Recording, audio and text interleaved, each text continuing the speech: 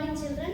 In previous class you have learned about carbon and its compounds, and many of you have done the assignments, but still many are not getting connected to online classes. Every student of Gita School 10th batch should connect to online classes and have to do the assignments and have to follow the classes by your teachers, so that you can be in contact with the concept and you can learn all the concepts. All concepts will be in your mind, so that any time the exam date may be announced, you can be ready for the exam. So don't waste time. Daily whatever the unit is going on in the online class, follow it and do the assignments and be ready for the exams. Keep every concept with you. Should not forget anything. Now let us go for the next unit, that is structure of atom. You know it is very important unit in the chemistry. You have got this in 9th class and 10th class also, same unit. Whatever the 9th topics are there, that too may come in the exam.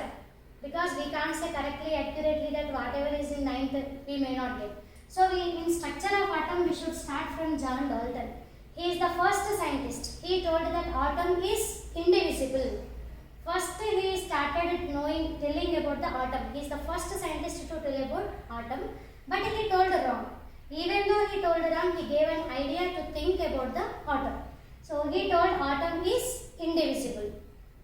He started about the atom. After him the next scientist is J.J. Thomson. He explained with watermelon. You know that is called plum pudding model. In watermelon, red color pulp is protons and black color seeds are electrons. Like that he explained. And he told that according to John Dalton, if atom is indivisible, when two atoms are coming close, sometimes that are getting attracted and repelled. Why it is happening? Like that he thought and he invented that there is a negatively charged particle present in the atom, and he named it as electron. After J.J. Thomson, the next scientist is James Chadwick, and they told that for attraction or repulsion, the electron is not enough. One more positively charged particle is also present, and they named it as proton.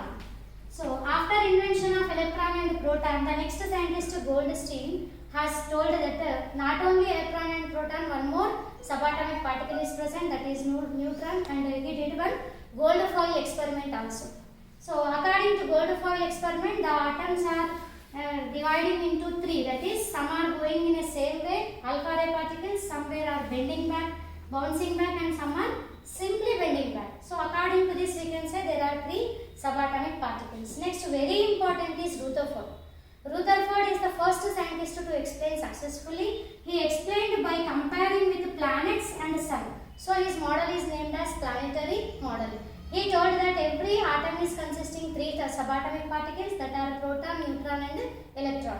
Proton and neutron will be present at the center, that we call as nucleus. And electrons will be revolving around the nucleus as the planets are revolving around the sun. So all the electrons do not revolve in a single orbit. Different electrons will revolve in different orbits, so as the 8 planets are revolving around the sun. So he compared this with planets and sun and named his model as planetary model. And there is a drawback in Rutherford atomic model, that is he told that electron is negatively charged and this nucleus is almost positive charge. Both should get attracted and electron has to fall in the nucleus and the atom should get completely collapsed. But it is not happening because the other scientists have explained that there is a centripetal and centrifugal forces are acting equally and oppositely. Equally in magnitude and opposite in direction. So atom is not losing the energy and the electron is constantly revolving around the nucleus. So about Rutherford also you may get question for 2 marks. Next, after Rutherford, the next important scientist is Niels Bohr.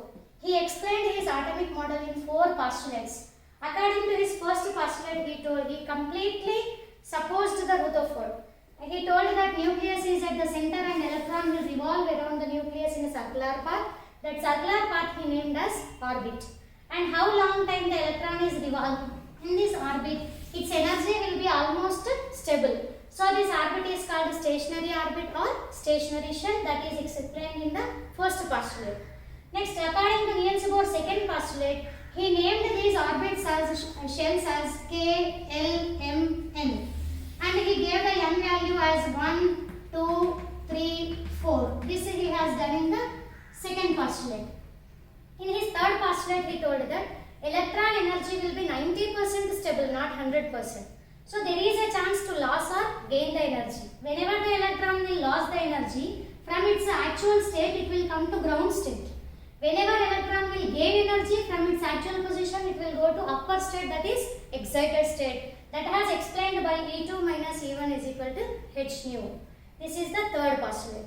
In his fourth postulate, he explained that MVR means angular momentum.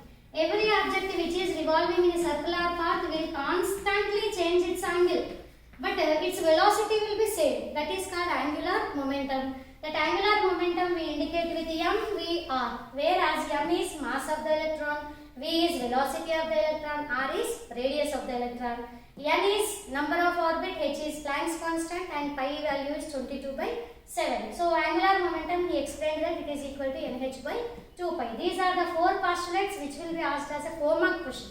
Every postulate will carry 1 mark. So you have to practice all the 4 postulates. Even though it is 90% successful, he got Nobel Prize and successfully explained the structure of atom for the first time. There are 3 major drawbacks.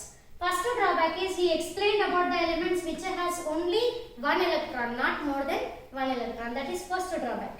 Second drawback is he did not explain whenever the electron will change its position, it will emit the colors.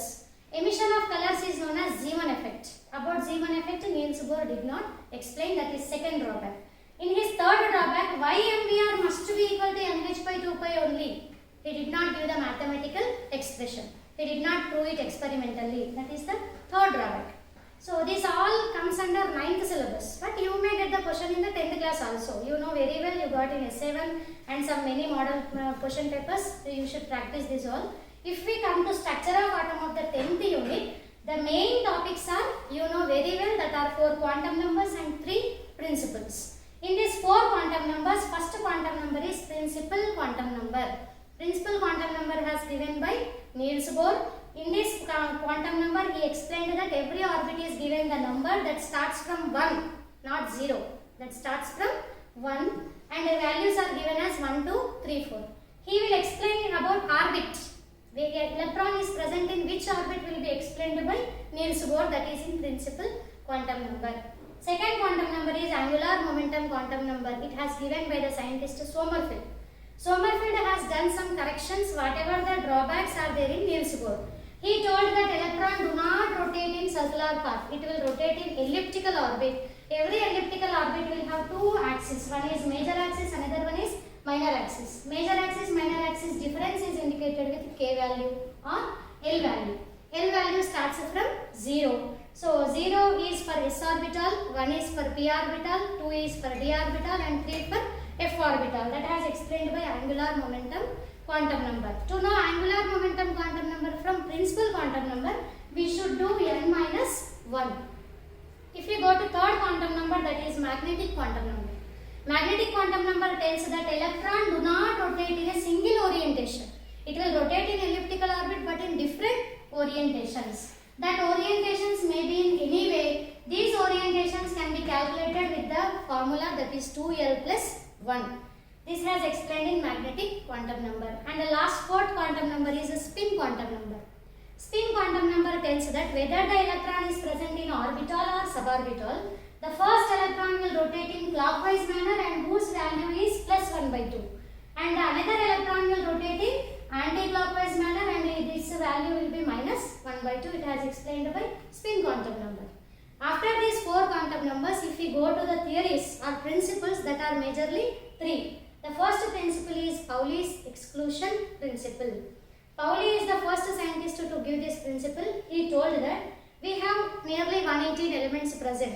Means 118 electrons will be. When we compare one electron with another, throughout the 118, no 2 electrons will have all these 4 quantum numbers same. That is called Pauli's exclusion principle. It will be very simple, very easy and very definite question for 2 marks. Pauli's exclusion principle is no 2 electrons will have all the 4 quantum numbers same. At least 1 quantum number will be different. Let us go for an example. 1s1 and 1s2. Here n value is 1, L value is 0. And ml is also 0 because s orbital has no suborbitals. And ms spin quantum number will be plus 1/2. If we go for 1s2, n value L value is also 0, Mn is also 0, but Ms will be minus 1 by 2 because here the last electron is in anti-clockwise manner. Here we compare these two, three values are same but fourth value is different. Like that if we go on comparing 118 electrons, at least one will be different. That's why Pauli's exclusion principle tells that no two electrons will have all the four quantum numbers same. Next, if you go to second principle, that is Aufbau's building up principle. According to Aufbau, he is the main scientist to explain the electron should enter into which orbital after which. He told that according to n plus L value, the electron should enter into the orbital. If n plus L value is less, that is least energy, first electron will enter into least energy orbital, then it will go to higher energy orbital. If any two orbitals are having same n plus L value, then we have to consider the n value. Which one is having less n value, into that electron will enter at first. That has given by Aufbau's building up principle. According to this only we will construct the molar diagram. So go for practicing the molar diagram so that we can write the configuration easily. And the last principle is Hund's rule. Hund is the scientist. He told that how to fill the electrons in suborbitals or degenerated orbitals. Every suborbital will be called as degenerated orbital because whether that is px, py, pz, it is p orbital only. Its energy will be same, stable. So due to stable energy, all the suborbital or orbitals must be filled with one electron each. After filling one only, pairing should be done. In that pairing also, first px pairing, next py, next pz. If you go for d orbitals, first dxy, dxz, dyz, dx square minus y square and dz square. Like that pairing we will do. About pairing will be explained by Hund's rule. So in structure of atom you have 4 quantum numbers and 3 principles. These are very important. And go for electromagnetic spectrum. You will be having the diagram in textbook like this. Practice this diagram, very important. It will explain that electron will be having both magnetic and electric nature. That will be explained by the diagram. And go for the Webjer or electromagnetic wave. In that you will be having IR and UV rays and visible spectrum, how the spectrum will form. So these are the very important topics. Throughout the structure of atom, different models, atomic models, 4 quantum numbers, 3 principles, electromagnetic wave and electromagnetic spectrum are very important. So whatever the assignments will be given from this unit, you have to attempt, do it well. You can be perfect in this unit. You can get more marks very easily. Thank you.